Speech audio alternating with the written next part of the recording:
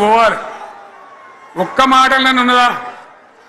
ఇయ్యాల ఈ ప్రభుత్వం, ఈ కాంగ్రెస్ నయవంచక ప్రభుత్వం సంక్షేమంలో ఫెయిల్, మంచినీళ్ళలో ఫెయిల్, పొలాలకు నీళ్ళు ఇవ్వడంలో సాగు నీళ్ళలో ఫెయిల్, కరెంటు సరఫరాలో ఫెయిల్, రైతు బంధులో ఫెయిల్, విత్తనాలు ఎరువులు సరఫరాలో ఫెయిలేనా?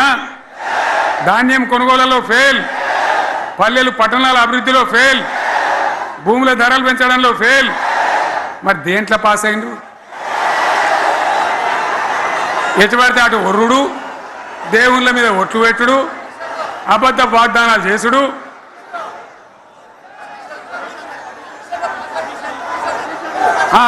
కమిషన్ అట 20-30% కమిషన్లు తీసుకున్నాడు, సంచులు నింపుడు, సంచులు మోసుడు.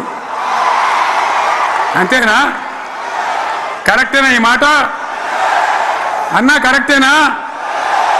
నేను చెప్పి అన్ని ఫెయిల్ అయిందా ఈ ప్రభుత్వం? నిజమైతే ఒకసారి చేతులు లేవటరు దయచేసి. స్టేజ్ మీద లేవటరా? ఫెయిలేనా? ఈ మాట 20% 30% కమిషన్లని నేను అంటలేను. ఎవరన్నారు? స్వయంగా ఆర్థిక మంత్రి ఛాంబర్కు పోయి 200 మంది కాంట్రాక్టర్లు వాళ్ళు లొల్లిపెట్టి మమ్మల్ని 20-30% కమిషన్ అడుగుతుండ్రు, ఇది ఏమన్యాయమని చెప్పి సెక్రటేరియట్లో చెప్పిన మాట నేను చెప్తా ఉన్నా. ఈ విధంగా మాజీ సర్పంచులు పాపం వాళ్ళు పనిచేసిన మా బిల్లులు ఇవ్వమనంటే వాళ్ళ గోస ఉచ్చుకుంటా ఉన్నారు. వాళ్ళేం పాపం చేసిండ్రు? ఈ విధంగా ఘోరం. ఇంకా ఈ అందానికి ఏం మాట్లాడతారు? కేసీఆర్ నువ్వు రా అసెంబ్లీకి, నీ కాయగూరకుడు ముచ్చట్లు తింటానికా? పిల్లలు అడిగితేనే మీరు జవాబు చెప్తలేరు.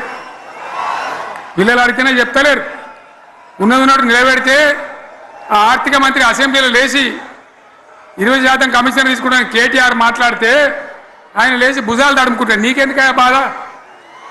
నువ్వు తీసుకుంటేనే నీకు బాధ ఉండాలి కదా. లేచి పేదలు ఉల్లి పెడతా ఉన్నాడు ఆయన అసెంబ్లీలో. ఈ విధంగా చాలా గందరగోళంగా, అవివేకంతో, అజ్ఞానంతో చాలా ఘోరం చేసి అడ్డమైన మాటలని చెప్పింది. దాంతో మనం కూడా గోల్మాలైపోయినాం. తీర్థం పోదాం తిమ్మక్క అంటే వాడు గుల్లే, మనం సల్లే. ఆ గతికి తెచ్చింది ఇలా ప్రజల గతి. మరి మనం కూడా ప్రజలు కూడా ఆలోచన చేయాలి. ఆవేశం కాదు. గాడిదలకు గడ్డేసి బలరకు పాల్పడితే వస్తాయా? మరి ఇప్పుడు ఏం చేయాలో ఆలోచించాలి. ఓ తమ్ముడు అన్నాడు హైదరాబాద్లో, ఆయన ఇల్లు కూడా కొడితే, కేసీఆర్ అన్నా యాడున్నావు, నువ్వు రావాలి, కత్తి వాన్ చేతులు పడితే యుద్ధం నన్ను చేయమని పడుతుంది. అంతేనా? ఇది కూడా విచారించాలి ప్రజలు. మీకు అర్థం కావాలని నేను చెప్తా ఉన్నా. అందుకే ఓడగొట్టుకున్న కాడనే వెతుక్కోవాలి. మీ వెంట బీఆర్ఎస్ ఉంటుంది, మీ వెంట కేసీఆర్ ఉంటాడు. 100% మళ్ళా తెలంగాణ విజయం సాధించాలి, గులాబీ జెండా ఎగిరేయాలి, అద్భుతమైన తెలంగాణను మళ్ళీ సాధించాలి. ఇక బీజేపీ కథ 11 ఏళ్ళ రాజ్యం చేయబట్టి తెలంగాణకు 11 రూపాయలు ఇచ్చిండ్రా? వాటిదే బబ్రాజమానం భజగోవిందం, శుష్కప్రియాలు, శూన్యాస్తాలు తప్ప ఏమి ఇయ్యలే.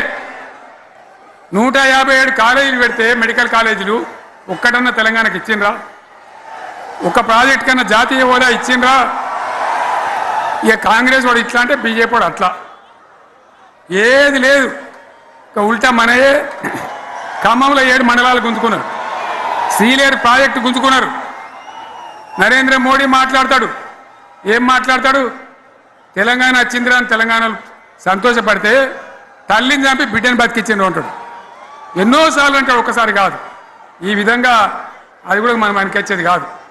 ఈ సందర్భంలో ఒక మాట బీజేపీ అంటే నాకు జ్ఞాపకం వచ్చింది. ఇవాళ కేంద్ర ప్రభుత్వం కగార్ అనే ఆపరేషన్ పేరు మీద ఛత్తీస్గఢ్లో యువకులను, గిరిజనులను ఊచకోత పోతా ఉన్నారు. అది ధర్మం కాదు. వీళ్ళు ఏమవుతున్నది? నక్సలైట్లు ప్రతిపాదన పెడుతున్నారు. మేం ప్రభుత్వం దగ్గరకు వచ్చి చర్చలు చేయడానికి సిద్ధంగా ఉన్నాము అంటున్నారు. నేను కోరుతా ఉన్న కేంద్ర ప్రభుత్వాన్ని, బలం ఉన్నది కదా అని చంపుకుంటా పోవుడు కాదు, అది ప్రజాస్వామ్యం కాదు. ఆపరేషన్ కగార్ వెంటనే ఆపేయండి. వాళ్ళని పిలిచి, ఆ నక్సలైట్లను పిలిచి డెమోక్రటిక్ స్పేస్ ఇచ్చి చర్చలు జరపండి. వాళ్ళు ఏం మాట్లాడతారో చూడండి. అది కూడా నల్లనా తెల్లనా దేశం ముందరికి రాని. కానీ అట్లా కాదు, మొత్తం ఏరి పారెత్తాం, కోసి పారెత్తాం, నరికి పారెత్తాం అంటే మిలిటరీ ఉన్నది మీ దగ్గర కొడతారు. కానీ ప్రజాస్వామ్యం అనిపించుకోదు. ఈ మాట ఢిల్లీకి ఉత్తరం పంపిద్దామా? మీరందరూ సపోర్ట్లు కొడితే తీర్మానంగా భావించి దాన్ని కేంద్రానికి పంపిద్దాం.